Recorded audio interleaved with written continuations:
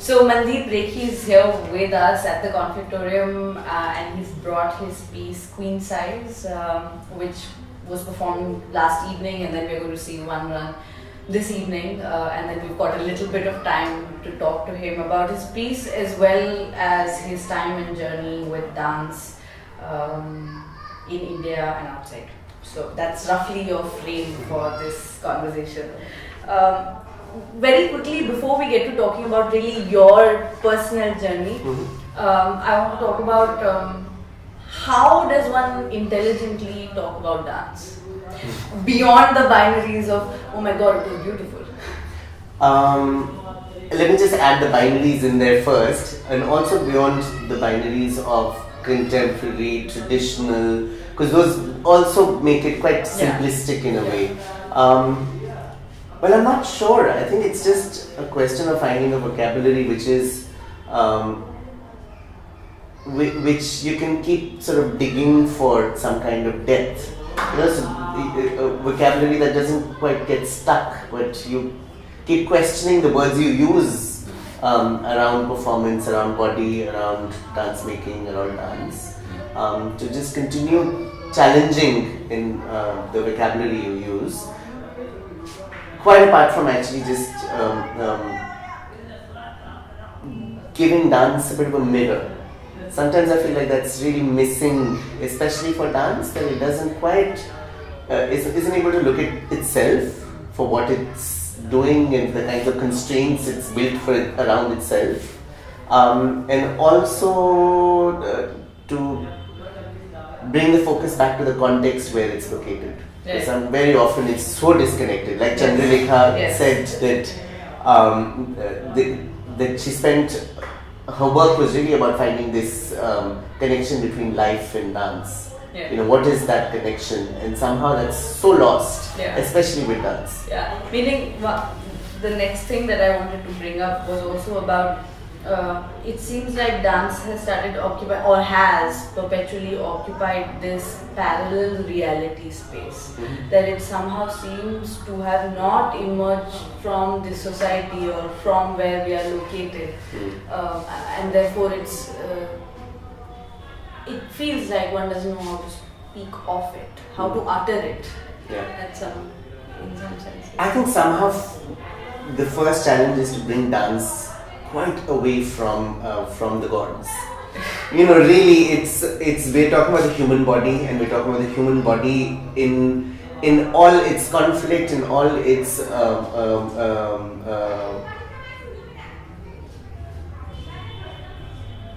being in many different worlds, occupying very different worlds at each simultaneously.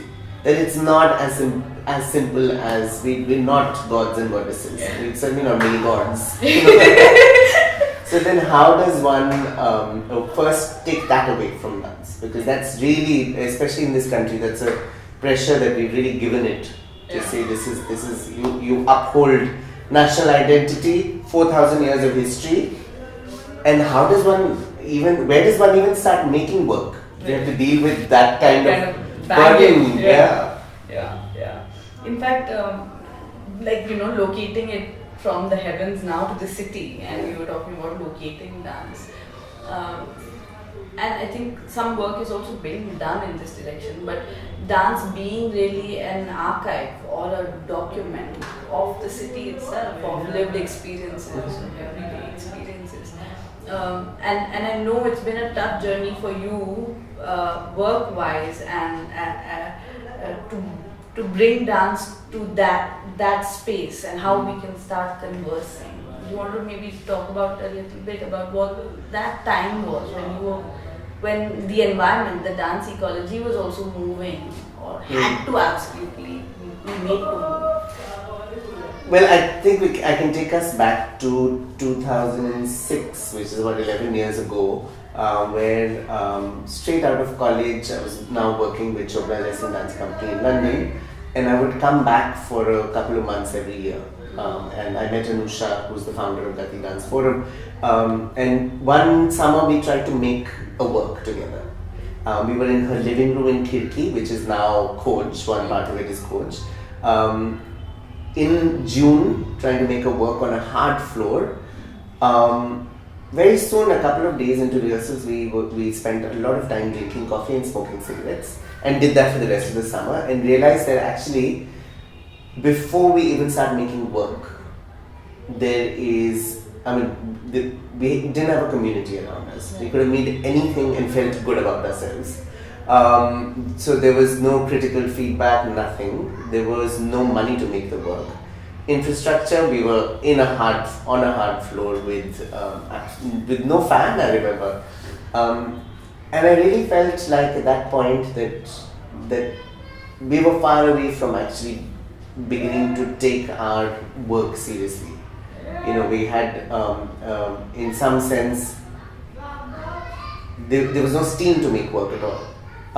And we did this over a few summers, and we realized that actually we could go on forever. We could spend the rest of our lives complaining, or this was a moment for us to really take our ecology into our own hands and say, let's do something about it, rather than complain like everyone else does.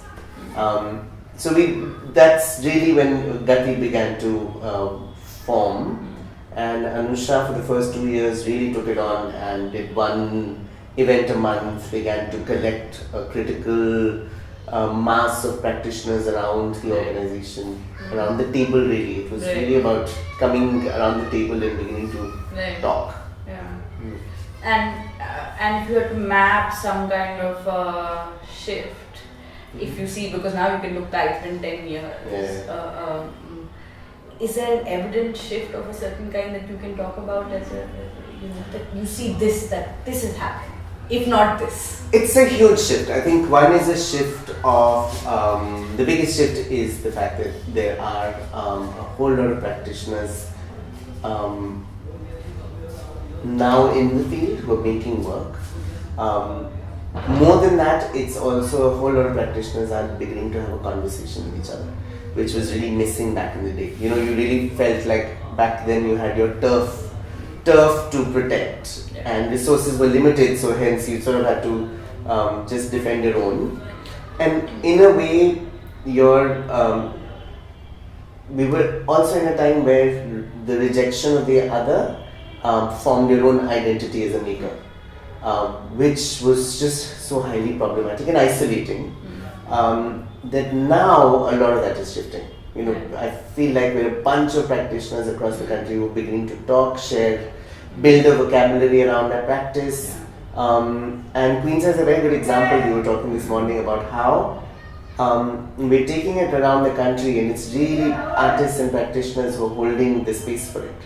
And we've done 25 shows across the country, with many more coming, and it's all to do with this kind of 10 years of work that we've all put in, where now there is a network to speak of. Not in this way of can I use your resources, but really a network where we're able to just hold this space for each other. Meaning also moving from dance being like referring to another conversation, being stuck in this time warp where everything around is happening, people are coming out, doing things, raising voices, but then dance seems like it's really wanting to go back and think of the little toe or something like that. And dance frozen, it's almost sort of frozen in time. That brings me to Queen Size, and that really thinking of dance as Dissent.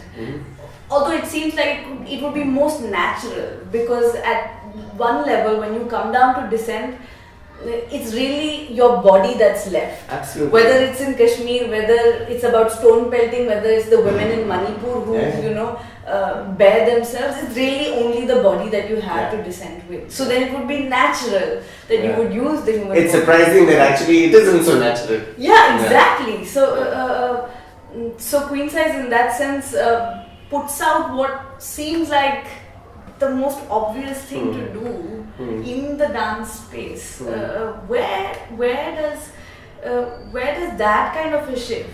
I know you spoke about this moving it from the gods to the bedroom, which literally. But can you speak about that process a little bit? So I was in the middle of making a work last year.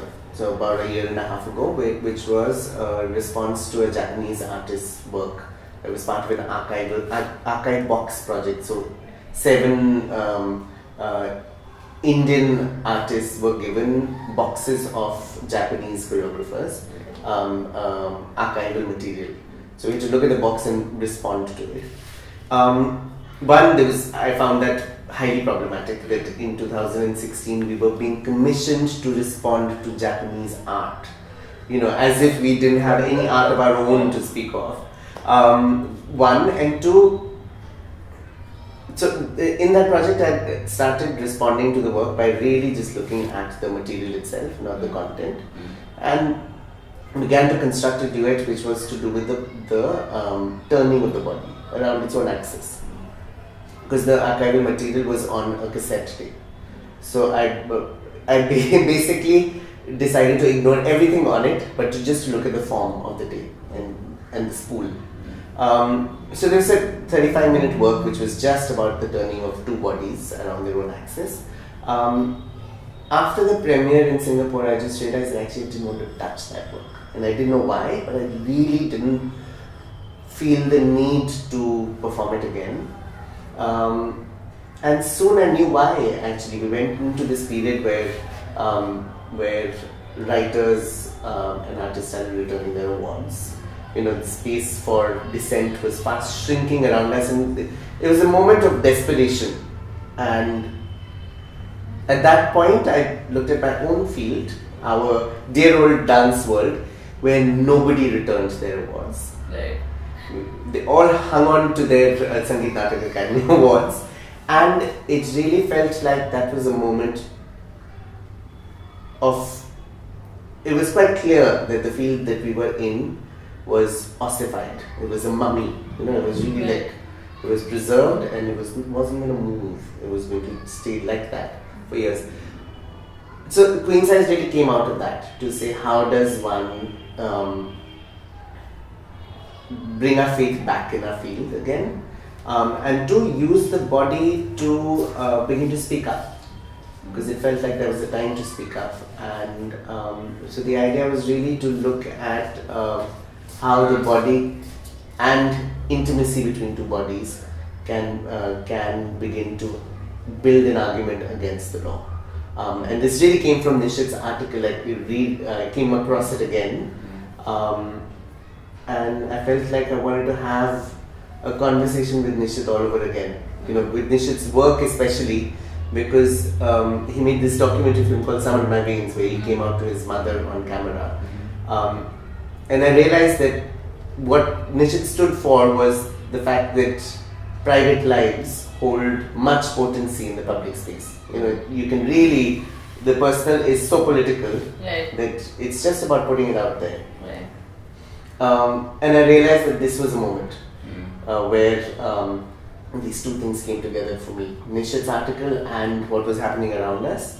And I felt like the work that I actually wanted to make wasn't the turning piece, Right. but a work that began to really speak up. Yeah. And meaning, Queen Size does that in more ways than one. Meaning, when I saw it yesterday, it really turns the gaze around, actually. As a spectator, sometimes you don't know whether you're really a spectator, you're a voyeur, are you really meant to be there, you're not, and the fact that a choice is afforded to you, that you may leave when you may, really pushes the viewer to really just dissolve some perceptions about the body, about what we are viewing and why. I thought that Queen Size really did that happen very consciously, or when it was emerging, you discovered that there were angles of viewership that you were playing with? I think I discovered it along the way. When I made the work, about 10 days, till about 10 days, 1 week before the premiere, it was one linear work. So every time I watched it, I found it so problematic. I felt like this was and also the response I got from people that got in to watch the work and respond was really, oh, did they break up in the middle? And oh, so they were all good at the end. And I found that so problematic. I just realized that I don't want the work to become about these two people. That actually needed to speak of universal ideas of intimacy. And I also thought that this kind of viewership where you're sitting and watching something which is outside of you and looking at it and saying, okay, I get it, very good. I found that very, very problematic, because also what it did to the dancers when I was watching them was that it gave them no agency at all. It felt like they were made to do this, and the viewers could look at them, and there was, no one got implicated really, apart from the dancers. So this structure really came about from looking at it to say, this doesn't feel right, in the politics of viewing and performing. This kind of structure of getting the audience to be part of the work, where the viewing of the work is part of the work. Right. I watch, you watch the work, you watch me watch the work, dancers watch me looking at them. Was a very conscious decision then later on. Also was this thing of chopping it up into fragments. Right. So I made fragments, put them together on a timeline, and eventually by the end of it I was like, okay, I need to chop them back up. Right. And break them so that the door opens and closes in between each fragment. So that there isn't this kind of linear meaning that begins to settle. But actually the opening of the door can wash out like a wave. People come in, wash out meaning, so that new meaning can begin to be generated. What it would also do is then, because everybody is so close to each other, each performance ends up being so different from the other. Meaning last evening I saw two fragments at two different times, and the first time it was a full house, and the second time I walked in, we were four of us, and really there was enough time to feel everybody who was sitting in the room. Sometimes you knew someone who was sitting next to you and you were really wondering, would I be in a situation where we would be fellow spectators to this. Meaning, I thought that was that added another layer of meaning altogether to what was being performed. And the dancers also have this. So one of the key things was also to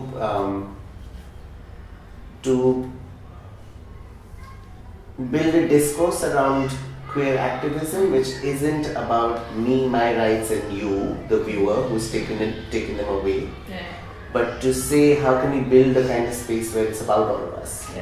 So the dancers actually lean back into the audience every so often. So it's really about us looking at this performance space as if anyone could get up there.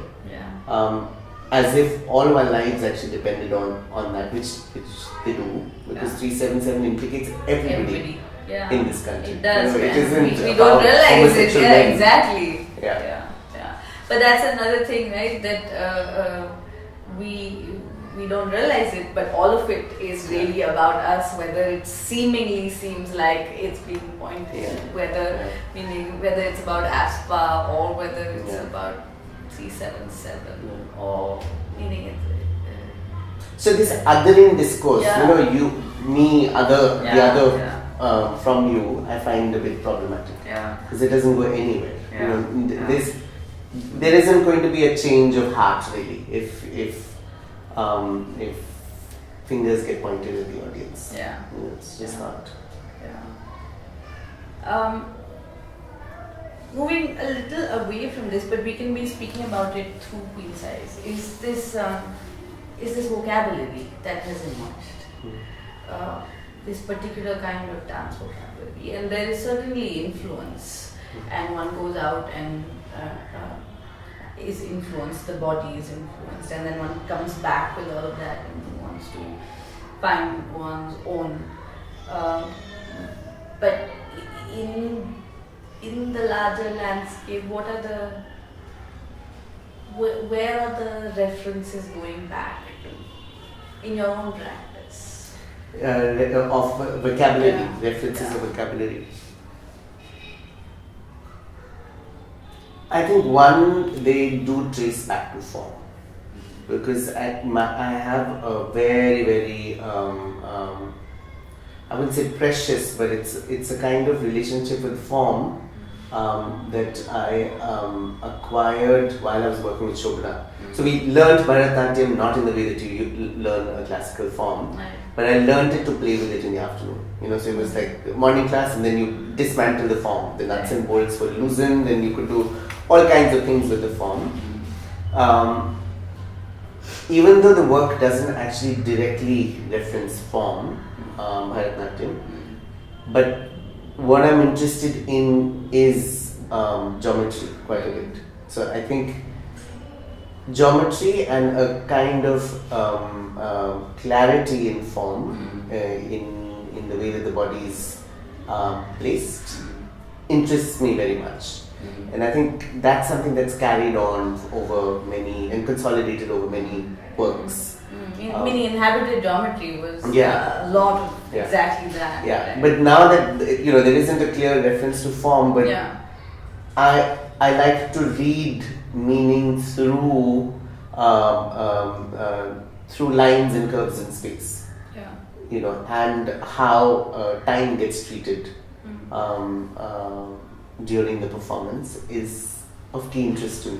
So actually, even if you take away the politics of the work, take away 377, take away this thing of a political response to section 377, it was really for me also an exercise to say how does one construct intimacy, Right. and how do you create sketches that look at intimacy in various different ways, and also how does one think about affect. When you watch something, when does it begin to turn into affect? How long can I watch intimacy before it actually begins to enter my own body? Yeah. I was curious from last evening, when you sit in and watch, do you still remain the choreographer, or do you become the spectator? It's very hard to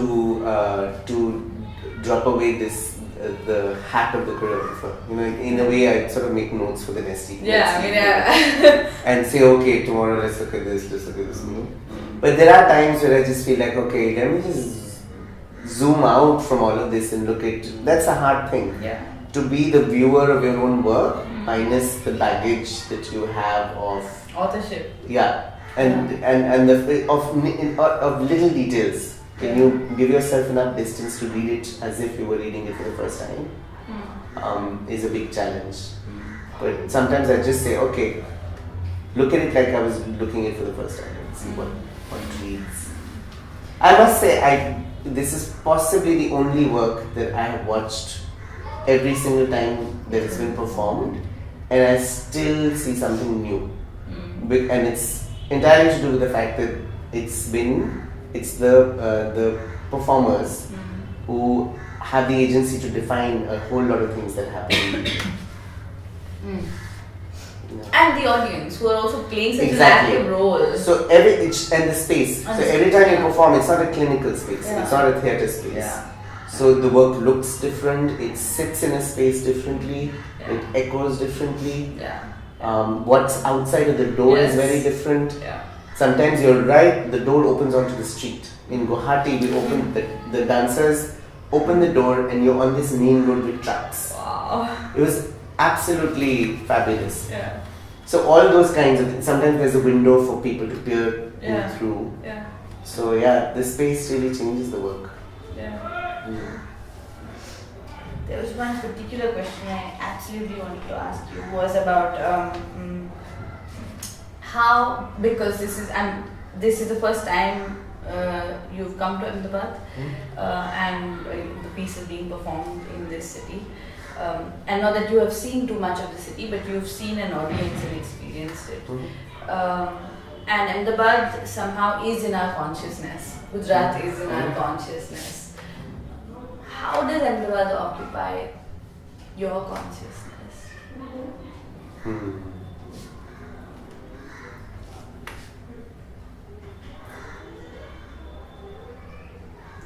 See, quite apart from the fact that it's not the big metropolitans, which was a kind of fear that I had in the beginning of touring, which is to say, oh my God, we're going to Imphal, oh my God, we're going to Aizawl.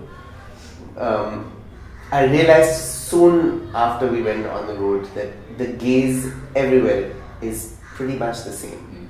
The same in its complexity. Right. You know, that it's not. You're never going to have an entire room full of people who are just going to look at it. You will see discomfort. You will see people walking out.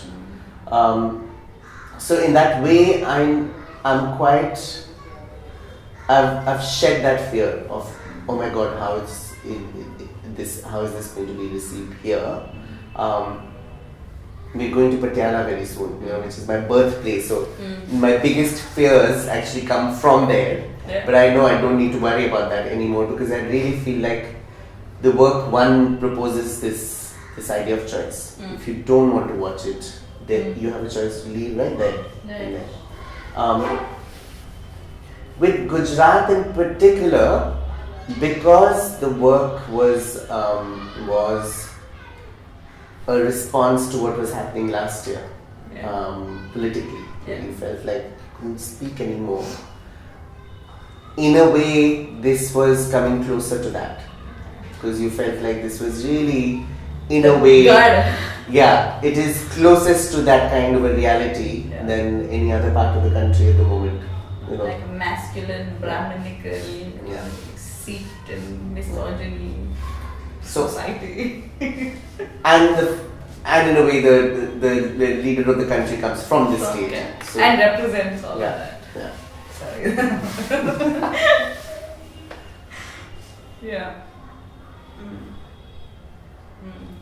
Meaning for me personally, as someone who tries and brings in work, performances, shows, films into this building, one is constantly trying to negotiate that conversation at one level. So yes, one is having multiple conversations which are varied and exist on their own, but at some point see what is the intersection between this body politic that this city and state have emerged as, and how they've impacted an entire consciousness of a nation vis-a-vis the particular work that we are seeing. And so to me, Queen Size was such a poignant kind of interjection to all of that. Okay, thank you. This has been a good conversation, maybe an extension of a lot of what we've been talking about.